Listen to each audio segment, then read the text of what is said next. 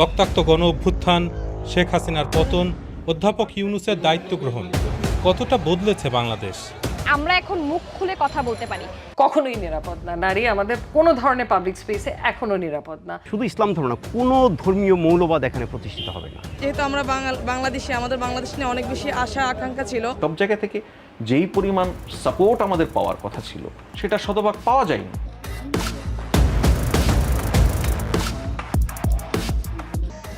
5ই August লোকে লোকারণ্য ঢাকার সংসদ ভবন এলাকা। ঠিক 1 বছর আগে এই দিনে রক্তাক্ত গণ অভ্যুত্থানের মুখে ক্ষমতা ছেড়ে ভারতে আশ্রয় নেন তৎকালীন প্রধানমন্ত্রী শেখ হাসিনা। বাংলাদেশে দিনটি 36 জুলাই হিসেবে পরিচিত।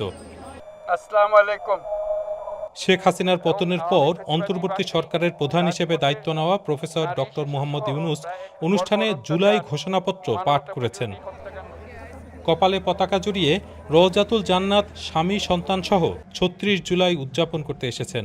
গত জুলাইয়ে যে আন্দোলন হলো, গত বছরের জুলাইয়ে, সেই আন্দোলনে কি আপনি অংশ নিয়েছিলেন? আমি অংশ নিয়েছিলাম, আমার ফ্যামিলি সহ আমরা অংশ নিয়েছিলাম। কেন? আমরা আসলে মূলত এই ফ্যাসিস্ট মুক্ত, একটা স্বৈরাচার মুক্ত বাংলাদেশ দেখতে চেয়েছিলাম, তাই অংশ নিয়েছিলাম। তো এখন কি আপনি 1 বছর পর সেটা দেখতে পাচ্ছেন? এখন আসলে বাংলাদেশ নিয়ে অনেক বেশি, যেহেতু আমরা বাংলাদেশে, আমাদের বাংলাদেশ নিয়ে অনেক বেশি আশা আকাঙ্ক্ষা ছিল। যতটা আসলে অ্যাম্বিশন ছিল অতটা অ্যাম্বিশন ফিল আপ হয় নাই। তবে আমরা কথা বলার স্বাধীনতা পেয়েছি আগের চেয়ে অনেক বেশি, মুক্ত চিন্তার অধিকার আমরা স্বাধীনতা পেয়েছি। দীর্ঘমেয়াদে নারীর স্বাধীনতা নিশ্চিতে সংস্কারও আশা করেছিলেন জান্নাত, তবে সেই আশা আজও পূরণ হয়নি। নারী সংস্কার বলতে আমরা বুঝি নারীর স্বাধীনতা, যে নারী তার নিজের মতো চিন্তা করবে, তার ফ্যামিলি থেকে হোক, তার শিক্ষা জীবনে হোক, তার ব্যক্তিগত লাইফে তার মত প্রকাশ হোক, তার ফ্যামিলি লাইফে মত প্রকাশ হোক, বা সমাজে এভরি সেক্টরে একজন পুরুষ যেভাবে সমাজে মত প্রকাশ করতে পারে স্বাধীনভাবে, এরকম যেন নারীও পারে। শুধুমাত্র ধর্মীয় যেই বাধাগুলো দিয়ে নারীকে যেন অবস্ট্রাকল করা না হয়। ঢাকার অদূরে সাভারে জাহাঙ্গীরনগর বিশ্ববিদ্যালয়ে ইতিহাস বিভাগের অধ্যাপক মোহাম্মদ গোলাম রব্বানী অভ্যুত্থানের সময় বলিষ্ঠভাবে শিক্ষার্থীদের পাশে দাঁড়িয়েছিলেন। সে সময় এই চত্বরে তার আবৃত্তি করা একটি কবিতা ভাইরাল হয়েছিল। যে শিক্ষক, বুদ্ধিজীবী, কবি ও কেরানি প্রকাশ্য পথে এই হত্যার প্রতিশোধ চায় না, আমি তাকে ঘৃণা করি। এই মৃত্যু পতাকা আমার দেশ না, এই জল্লাদের উল্লাস মঞ্চ আমার দেশ না। তবে 1 বছর পর তিনি আর 36 জুলাই নিয়ে উৎসাহ পাচ্ছেন না। এ সংক্রান্ত কোনো আয়োজনেও অংশ নেননি। প্রত্যাশা যা ছিল সেটা 1 বছরেই সব পূরণ হয়ে যাবে, সেটি সম্ভব নয়। কিন্তু গত 1 বছরে এমন কিছু ঘটনা ঘটেছে বাংলাদেশে যেগুলো ঘটবার কথা ছিল না।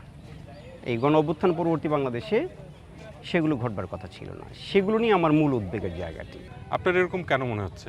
সারা দেশে বেশ কিছু মুক্তিযুদ্ধের মোরাল ভেঙে ফেলা হয়েছে, এবং আপনারা দেখবেন ঢাকা শহরে এই কিছুদিন আগে ঢাকা শহরে আমাদের বিজয় সরণিতে মুক্তিযুদ্ধের কিছু মোরাল ছিল, সেগুলো ভেঙে ফেলা হয়েছে। এগুলো 24-এর যে জন আকাঙ্ক্ষা তার সাথে সামঞ্জস্যপূর্ণ নয়।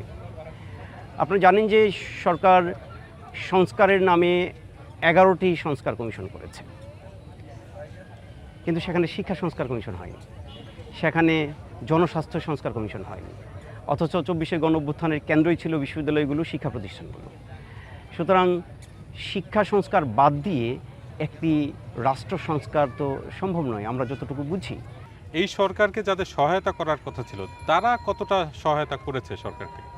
সবচেয়ে যেটি উদ্বেগজনক সেটি হচ্ছে যে এই সরকারও কিন্তু ভয়াবহভাবে আমি বলবো স্বজনপ্রীতি হয়েছে। কারণ উপদেষ্টা পরিষদে যারা গিয়েছেন বা প্রশাসনের বিভিন্ন জায়গায় যারা বসেছেন, তারা ওই জানাশোনা বিভিন্ন রাজনৈতিক তদবির ওইভাবেই তারা বিভিন্ন দায়িত্বপ্রাপ্ত হয়েছেন। ফলে শুরু থেকেই সরকারের যে কাঠামো, সেই কাঠামোগত একটা দুর্বলতা তৈরি হয়েছে, আর ওই যে ঐক্যটা ধরে রাখা যায়নি। ফলে এখন ধরুন সংস্কারের নামে যেগুলো চলছে, প্রত্যেকটা দলই আমার বিবেচনায় তারা ওই ধরনের সংস্কার চাচ্ছেন যেই সংস্কারের মধ্য দিয়ে তারা নিজেরা ক্ষমতা যেতে পারবে।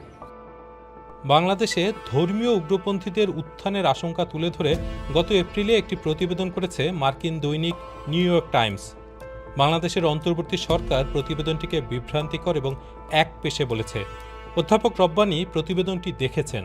আমি দৃঢ়ভাবে বিশ্বাস করি যে এই বাংলাদেশের মাটি একটি অসাম্প্রদায়িক মাটি, এখানে শুধু ইসলাম ধর্ম না, কোনো ধর্মীয় মৌলবাদ এখানে প্রতিষ্ঠিত হবে না, এবং এখানে একটা সাম্প্রদায়িক সম্প্রীতির বাংলাদেশ প্রতিষ্ঠিত হবে। প্রত্যেক ধর্মের, প্রত্যেক বর্ণের, প্রত্যেক জাতিগোষ্ঠীর মানুষ তাদের সমান মর্যাদা পাবে, তারা তাদের সমান অধিকার পাবে, সেটাই আমার প্রত্যাশা।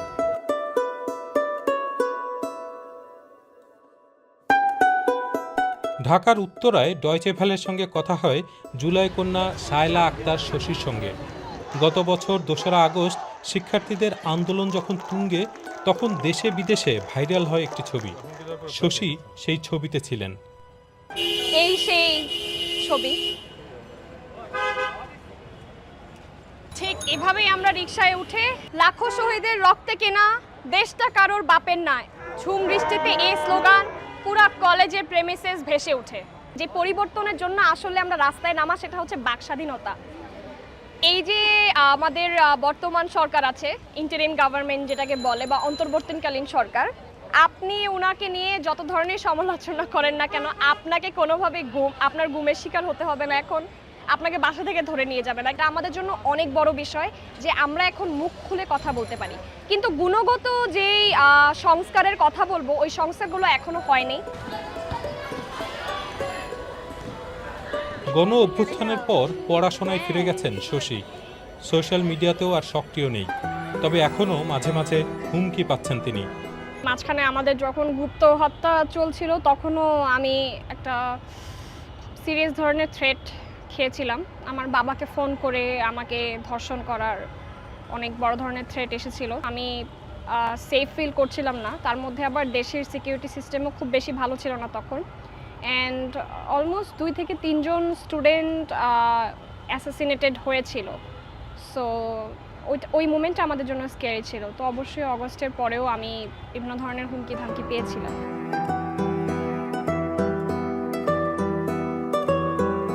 অন্তর্বর্তী সরকার গত 1 বছরে প্রত্যাশা অনুযায়ী আইনশৃঙ্খলা পরিস্থিতি নিয়ন্ত্রণ করতে পারেনি বলে সংবাদ মাধ্যমের প্রতিবেদনে উঠে এসেছে।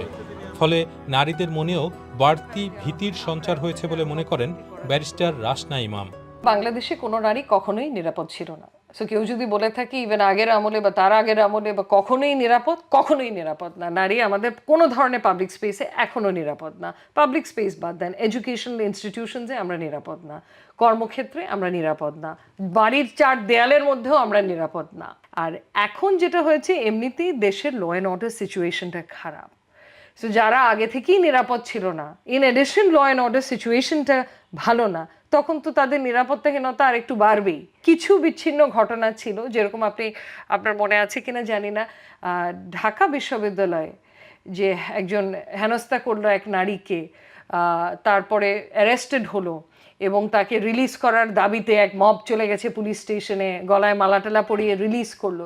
সো এগুলো অত্যন্ত আপত্তিকর, এবং এটাতে আমরা এক্সপেক্ট করেছি যে দ্রুত হলেও সরকারের থেকে একটা রিয়াকশন আসবে। ওটা হলেই কিন্তু that would have been enough.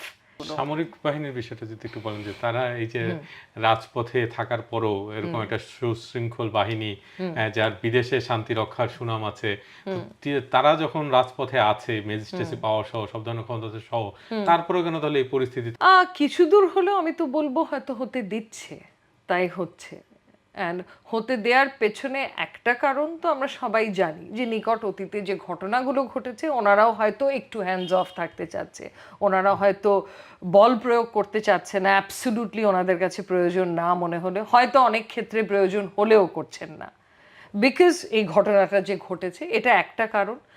আরেকটা কারণ তো আমি জানি না, to be very honest, because ওনারা চাইলে যে ওনারা শক্তভাবে নিয়ন্ত্রণ করতে পারে না, এটা তো আমি বিশ্বাস করি না। বর্তমান অন্তর্বর্তী সরকারকে সামগ্রিকভাবে একটি দুর্বল সরকার মনে করেন অনেকে। ডয়চে ভ্যালের সঙ্গে আলাপকালে রাজনৈতিক বিশ্লেষক এবং জুলাই যোদ্ধারাও সে কথা স্বীকার করেছেন। তবে প্রধান উপদেষ্টার সিনিয়র সহকারী প্রেস সচিব ফয়েজ আহমদ বিষয়টি দেখছেন ভিন্নভাবে। সব জায়গা থেকে যেই পরিমাণ সাপোর্ট আমাদের পাওয়ার কথা ছিল, যে পরিমাণ সক্ষমতা আমাদের অফিসগুলি, আমাদের আমলাতন্ত্র, আমাদের পুলিশ, আমাদের বাহিনীগুলি দেখানোর কথা ছিল, সেটা শতভাগ পাওয়া যায়নি। সুতরাং সেই পয়েন্ট অফ ভিউ থেকে আপনি সরকারকে খানিকটা দুর্বল বলতেই পারেন। আর ব্যক্তিগতভাবে একজন নাগরিক হিসেবে যদি আমি বলি, আমি একটি দুর্বল সরকার পছন্দ করি। আমি এরকম সবল সরকার চাই না যে আমার ঘাড়ের উপর চেপে বসবে। অনেক ঘটনা সাধারণ দৃষ্টি মনে হয়েছে যে সরকার এটাতে কেন কঠোর হচ্ছে না। সরকার কঠোর না হয়েও সেটার সহজ আউটকাম বের করেছে, অনুরোধ করে করে করে মানুষগুলিকে সে জায়গায় কনভিন্স করেছে। আন্তর্জাতিক বিভিন্ন সংগঠন মাঝে মাঝেই বলে যে এতজন সাংবাদিক কারাবন্দী হয়ে আছেন, গণমাধ্যমের স্বাধীনতা হচ্ছে না। আবার গণমাধ্যমের মালিক যারা আছে, মালিক পক্ষ অনেক সময় বলছে যে মব তৈরি করে তারপরে নানা রকমের চাপ তাদের উপর দেওয়া হচ্ছে, ফলে তারা সরকার বা গোয়েন্দা সংস্থার কাছ থেকে চাপ না পেলেও কোট আনকোট মব বা মব ভায়োলেন্সের আশঙ্কায় তাদের মধ্যে এখন এক ধরনের সেন্সরশিপ কাজ করছে। তো এই পরিস্থিতিটার কারণ কি মনে ওকে, এখন গ্রেফতারের কথা বলছেন বা তাদের বিরুদ্ধে মামলার কথা বলছেন, এর একটি মামলাও সরকার করেনি, একটি মামলাও না। মামলাগুলি করেছে সংক্ষুব্ধ নানান শ্রেণী পেশার মানুষ, সেখানে সরকারের কোনো হাত নেই। গণমাধ্যম প্রতিষ্ঠানগুলিকে সরকার সরাসরি আহ্বান করেছে, সরকার প্রধান আহ্বান করেছে আপনারা মন খুলে সমালোচনা করুন। দেখুন, আপনি সমালোচনা হচ্ছেও, রাষ্ট্রীয় গণমাধ্যমেও কিন্তু সরকারের সমালোচনা করে মানুষজন বক্তব্য দিচ্ছে।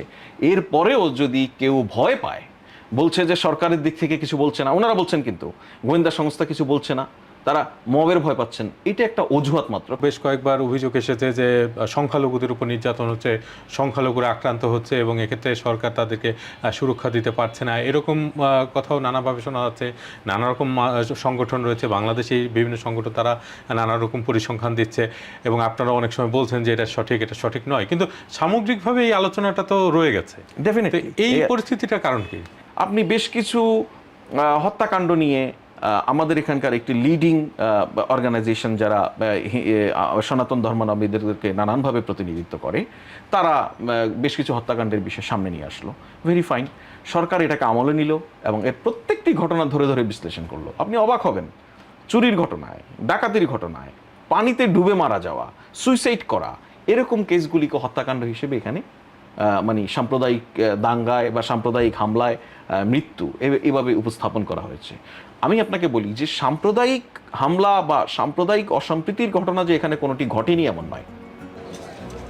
নির্বাচন, গণতন্ত্র, বাক স্বাধীনতা, সংখ্যালঘু নির্যাতন, মানবাধিকার, এরকম নানা বিষয় ঘুরিয়ে ফিরে আসছে এবং বর্তমান যে অন্তর্বর্তী সরকার, সেই সরকারও চেষ্টা চালিয়ে যাচ্ছে পরিস্থিতি নিয়ন্ত্রণে এনে একটি নির্বাচন আয়োজন করার। সামনের দিনগুলোতে পরিস্থিতি কি হবে সেটা বলা কঠিন, তবে অনেকেই এখন মনে করছেন যে তাদের বাক স্বাধীনতা ফিরেছে, অর্থনীতি আগের চেয়ে ভালো হয়েছে তারা মনে করছেন। তবে সামনের যে নির্বাচন, সেই নির্বাচনের দিকে তাকিয়ে আছেন অনেকেই। এদিকে অন্তর্বর্তী সরকারের 1 বছর পূর্তির দিন 8 আগস্টকে সংবিধান লঙ্ঘন ও কালো দিবস আখ্যা দিয়েছে আওয়ামী লীগ। জুলাই গণ অভ্যুত্থান ঘিরে যদি কোনো অনুশোচনা বা ক্ষমা চাওয়ার বিষয় থাকে, তাহলে সেটা তারা বাংলাদেশের জনগণের সঙ্গে বুঝবে বলেও জানিয়েছে বর্তমানে রাজনীতিতে নিষিদ্ধ থাকা দলটি।